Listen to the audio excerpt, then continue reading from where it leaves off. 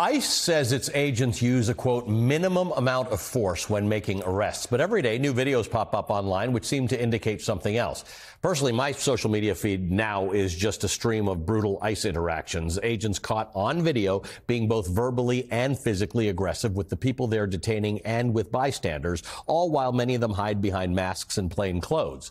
These tactics appear brutal in nature, alarmingly so, and the presence of a rolling camera doesn't actually seem to deter any of it.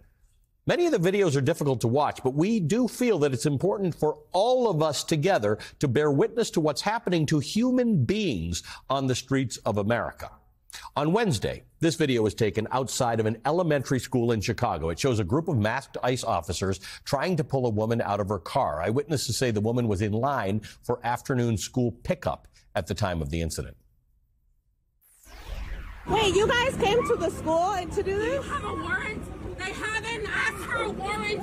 My name is Jocelyn from Cicero. They don't have a warrant. They didn't ask for one.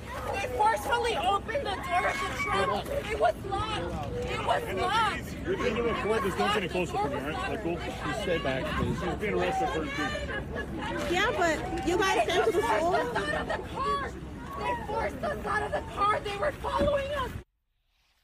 Last week, agents in that white SUV were filmed in broad daylight throwing a canister of tear gas onto a pedestrian street near a middle school. You can see cars were seemingly blocking the unmarked vehicle, which was reportedly headed for a local grocery store. A masked agent rolled down his window and threw the tear gas, causing bystanders to disperse. In Maryland, 2 ICE officers chased a man into a busy intersection and then tackled him. You can hear the man screaming, "Ayuda, help me," during the struggle. And an agent dropped his handgun and then appears to point it at bystanders. Ayuda! Hey, look at me! Ayuda! Right there! Ayúdame! They're trying to kill you! Ayúdame! Ayúdame! That's the people! What paper?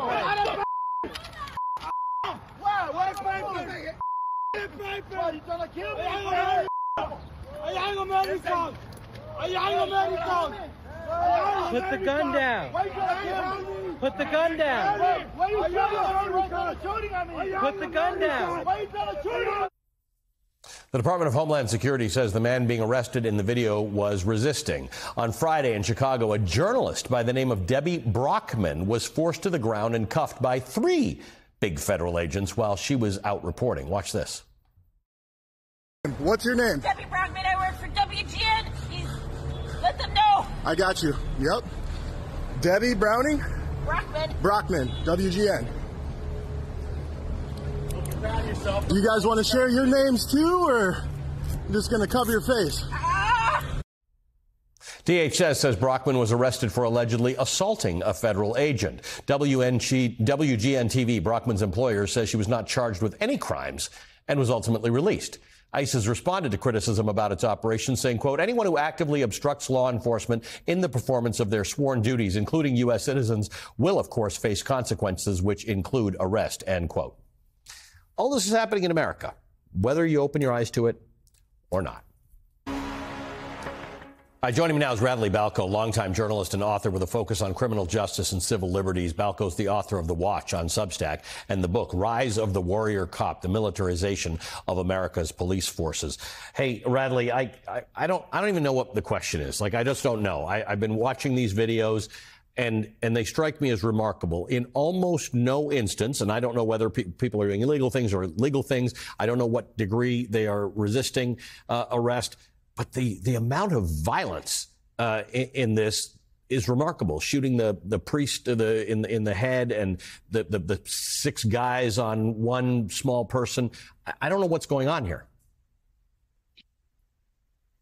Yeah, I mean, I think what we're watching is the kind of key principles and pillars that we've always cited or referred to as, you know, the key principles that make us a free society, that differentiate us from authoritarian states. We're watching those pillars topple really with astonishing speed. I mean, one of the founding principles of this country, I mean, it's the reason why we have the the Third and Fourth and Second Amendments is the idea that we don't deploy the military for routine domestic policing. Like, this is something that's only done in the rarest of circumstances.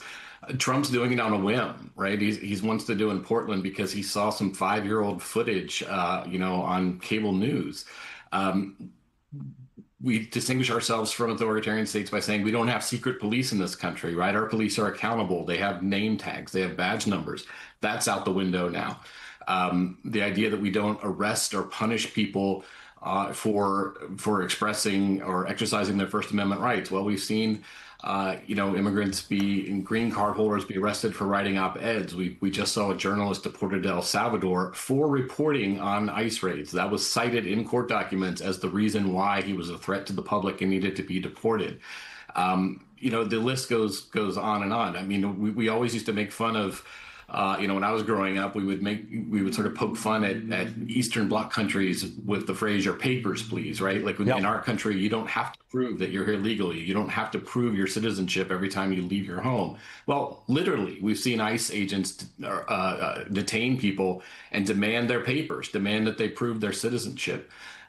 So it's you're right. I mean, it's just sort of hard to find words to describe just how quickly these kinds of pillars of a free society are being toppled. And we're going to talk more tomorrow about what you do if you're confronted by ICE. But you're absolutely right. What we see so many videos of people being asked to prove their citizenship, and the officers saying, "Well, if you're a citizen, we'll let you go. We're detaining you, and then we'll let you go." It's like this. It's this randomness, right? This concept of having a reason to actually arrest someone or find them seems to be fading away. Well, they're also just making things up. I mean, they've claimed that it's illegal to dox ICE agents, to post their identities online or their photos online. That isn't illegal. I mean, it's illegal to post threats to them, and I certainly wouldn't recommend anyone do that. But this idea that, like, because you work for ICE, you're allowed to, visit this violence on people who are here, whether they're here legally or not. And you get to do that without ever being held accountable for it, whether it's sort of legally or just in a sense of public shaming. I mean, there's no law that protects ICE agents from being identified publicly, particularly when they commit abuse against people. You and I have been talking for a long time, and I remember after Ferguson, there was a real movement to have people carry cameras, and not everybody's phone had a camera at the time, or use their phones to record interactions with officials. Then it happened with George Floyd. Like, it was all recorded, and they still killed him on camera. And now the recording almost seems secondary. It's not changing behavior. Everybody seems to know they're being recorded, and it doesn't seem to have an impact on stopping the behavior. Well, I mean, in some cases, it encourages it, right? I mean, ICE, there's a striking video the other day where a bunch of ICE agents chased a guy into a building, and then out of the unmarked car came another, presumably ICE employee, carrying his own camera, recording it, right? They want to record this stuff and put it online because their base eats it up. I do still think, it's important. I think the fact that we all have a camera in our pockets and we have instant access to share these videos with the world is a extremely powerful tool. It's really sort of unprecedented in the history, really, of government, right? The fact that this stuff can be shared instantly. And I do think these videos are having an effect. I mean, if you look at polling, the public approval of how Trump is handling immigration, of the amount of force that ICE is using to arrest and detain people, the public's turning against that. And I think these videos are a big reason why. And I think it's important to understand, you may have supported the idea that Donald Trump thinks that there are too many undocumented immigrants in the United States and that they need to go through a process or whatever the case is. This is the visiting of the violence on people. We don't talk about whether they're citizens or not. It's just the fact that we use this kind of force, this kind of intimidation, this kind of violence. That's the part that's shocking me. If these people that you're arresting are undocumented and you believe something needs to happen, it doesn't require this level of force. Like, it doesn't require rappelling down a building in Chicago and coming down from a helicopter. Yeah, and I think they've miscalculated here. I mean, I think they because they primarily listen to their base and their sort of very online, most hardcore supporters. I mean, those people get glee from those images and videos, right? They love it. They love to see violence and pain inflicted on people that they think are, don't belong here and that are subhuman, frankly. I mean, that's how they're described in MAGA circles, the people that are on the receiving end of this violence. But I think they miscalculated. I don't think the majority of the public thinks that. I think the majority of the public thinks it's abhorrent to arrest parents when they come to try to pick up their children from school. I think most of the public, thinks it's abhorrent to arrest and detain and deport, a father who's raised 3 sons who have all served their country in the Marines. One of the really heartbreaking cases I saw was a woman from Nicaragua who came here.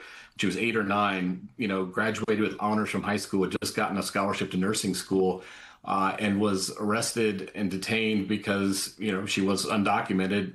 They raided her house thinking somebody else who lived there. He didn't, but they then did an immigration check and found out she was here illegally.